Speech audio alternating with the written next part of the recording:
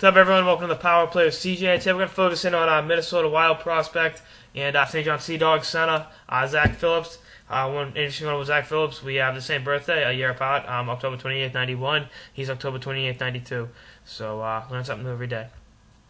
But moving on, obviously the 28th pick in the 2011 draft by the Minnesota Wild, pretty good-sized kid, 6 feet, 180 pounds, was cut from the Canadian World Junior team, which I didn't agree with. I thought a kid that has a sound two-way acumen like that could really fit in on that team and might have helped beat the Russians, but hindsight's 2020.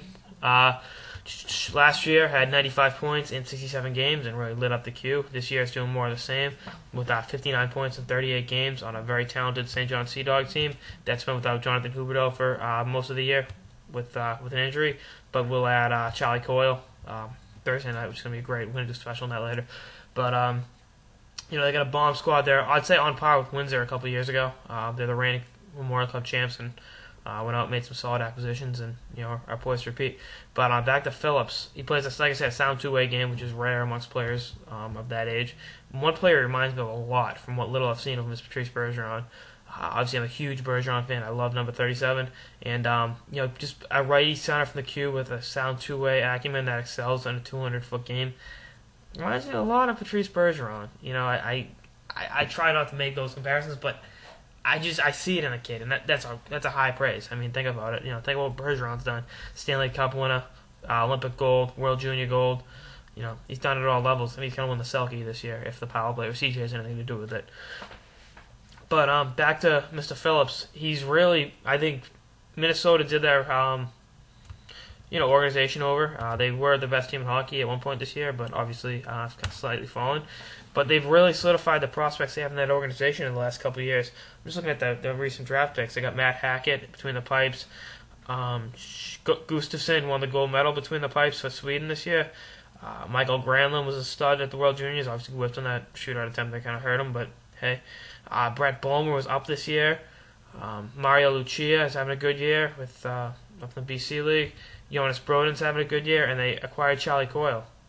So, I mean, what more, more do you want? I mean, they've really, and like I said, Charlie's going up to the St. John Sea Dogs. He'll be great up there. You fans in St. John's, as you watch, and you're really in for a treat with what this kid can do. I've had the privilege of watching him play the last couple of years in Massachusetts and at BU, obviously it's in Massachusetts too. But he really plays a sound 200-foot game. I think him and Phillips and Huberdeau all play great defensive games, play the 200-foot game. I understand I'm throwing cliches out there, but I mean, it's true.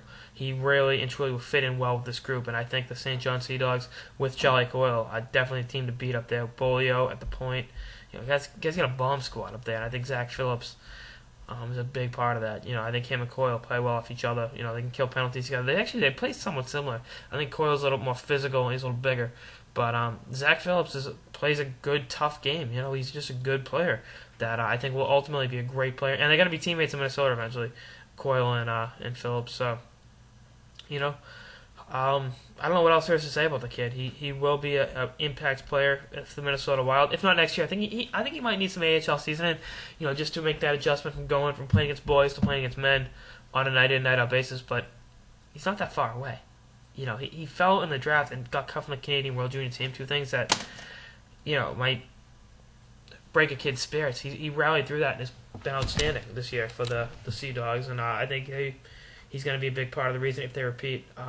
I think, the what he's going to do in all areas of the ice is going to be a big reason for that. And I really look forward to see what he's going to be in the pro level. Like I said, the Bergeron comparison, I like that because Bergey's a lock for 50 to 60 points a year. He's going to give you everything he has every shift, kill penalties, block shots, just make safe hockey plays and make the players around him better because of his two-way acumen.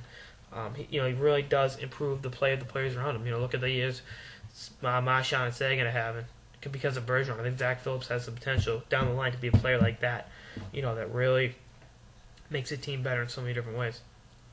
That's it for this edition of the Power Play with CJ Prospect Profiles on Zack Phillips. Stay tuned for more episodes throughout the season.